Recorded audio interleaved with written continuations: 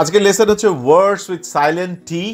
10টা শব্দ যার মধ্যে টি আছে কিন্তু টি উচ্চারণ করা যাবে না, করলে পুরোপুরি ভুল উচ্চারণ করা হবে, এমন 10টি শব্দ নিয়ে ছোট্ট কিন্তু গুরুত্বপূর্ণ লেসন।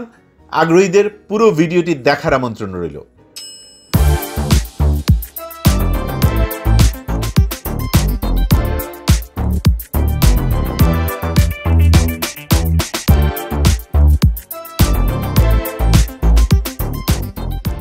প্রথম শব্দটি হচ্ছে মর্গেজ।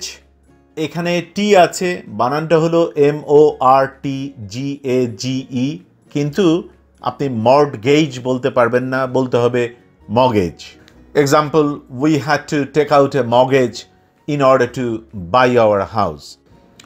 2 নম্বরে চেস্টনাট, বানানটা হচ্ছে CHESTNUT, বাট চেস্টনাট বলা যাবে না, এটা টি সাইলেন্ট রেখে বলতে হবে chestnut, a glossy brown nut that may be roasted and eaten. সোজা বাংলায় এক জাতীয় বাদাম। 3 নম্বরে আছে শ্যালেই, বানানটা হচ্ছে CHALET,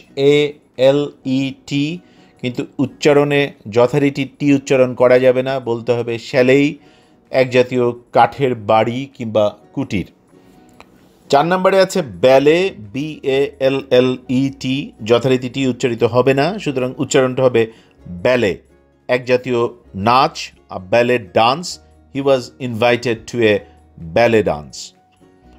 5 নম্বরে আছে হেইসেন, বানানটা হলো HASTEN, কিন্তু হ্যাস্টেন বলা যাবে না, বলতে হবে হেইসেন, একটু তাড়াতাড়ি করা। শি হেইসেন্ট আপ দ্য স্টেয়ার্স, সে দ্রুত সিঁড়ি দিয়ে উপরে উঠে গেল। 6 নম্বরটা হচ্ছে ফাসেন, বানানটা হলো FASTEN, যথারীতি ফাস্টেন বলা যাবে না, বলতে হবে ফাসেন। আমরা এয়ারপ্লেনে ফ্রিকোয়েন্টলি কেবিন ক্রুদের বলতে শুনি fasten your seat belt please. 7 নম্বরটা হচ্ছে রেসেল, WRESTLE, কিন্তু রেস্টেল বলা যাবে না, বলতে হবে রেসেল কিংবা রেসলিং, মল্লযুদ্ধ, কুস্তি। হি was watching R wrestling on television.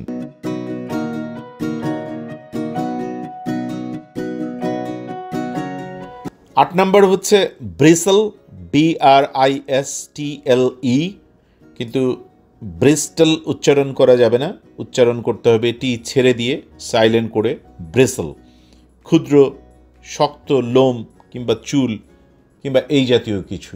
টুথব্রাশের ব্রিসেলটা দিয়ে আমরা দাঁত মাজি। 9 নম্বরটা হচ্ছে হুইসেল, এইখানে শুধু টি সাইলেন্টই নয়, এখানে এইচও সাইলেন্ট, মানে এই হুইসেলের এইচটা মোটা দাগে বলা যাবে না, আপনাকে বলতে হবে whistle. A clear high pitched sound made by forcing breath through a small hole between partly closed lips.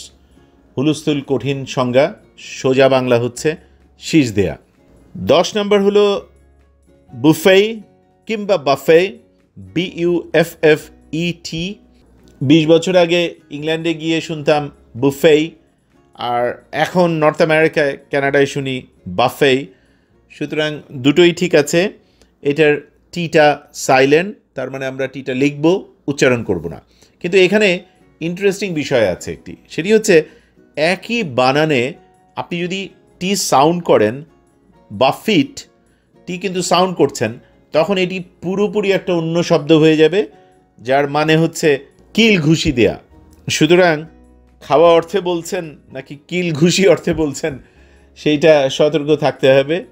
And এর সাথে আরেকটি জিনিস জড়িত, সেটা হচ্ছে ওয়ারেন বাফেটের বেলায় আবার টি সাইলেন্ট রাখা যাবে না, কারণ এটা তার নামের অংশ এবং সেই বানানটি পুরোপুরি আলাদা। BUFFETT, ওখানে দুটো টি আছে, তখন যথারীতি ওয়ারেন বাফেট বলতে হবে। এবার একটি বোনাস, সেটি হচ্ছে OFTEN। এটা কি অফেন হবে নাকি অফটেন হবে, এটা একটা প্রশ্ন। উত্তর হচ্ছে দুটোই হবে, এটা টি সাইলেন্টও ঠিক আছে, টি সাউন্ডেডও ঠিক আছে। চলুন একটু চট করে গুগলে দেখি ওরা কি বলে। The word often can be pronounced with a silent t, তার মানে তখন often. The more common pronunciation, or with an audible t, তার মানে টি সাউন্ড করে, অফটেন, সেটাও correct. How correct is the second pronunciation?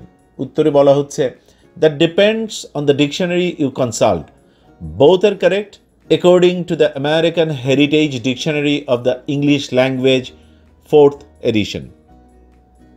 তার মানে আমরা জানলাম অফেন, অফটেন দুটোই বলা যাবে। ইএসএল শিক্ষার্থীরা, কেমন লাগলো আজকের এই সাইলেন্ট লেটারের পর্বটা জানাবেন। আমাদের এই পর্বগুলোর একজন ইএসএল লার্নারের রিকোয়েস্টে এটা করা হয়েছিল। আসলে সাইলেন্ট লেটার নিয়ে আরও কাজ করা যেতে পারে, হয়তো আরও কিছু পর্ব করব, আপনারা আপনাদের পরামর্শ জানান।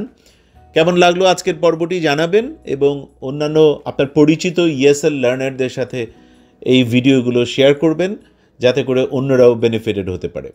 সময় দেওয়ার জন্য অনেক ধন্যবাদ। ভালো থাকুন, সুস্থ থাকুন, নিরাপদে থাকুন। আসসালামু আলাইকুম।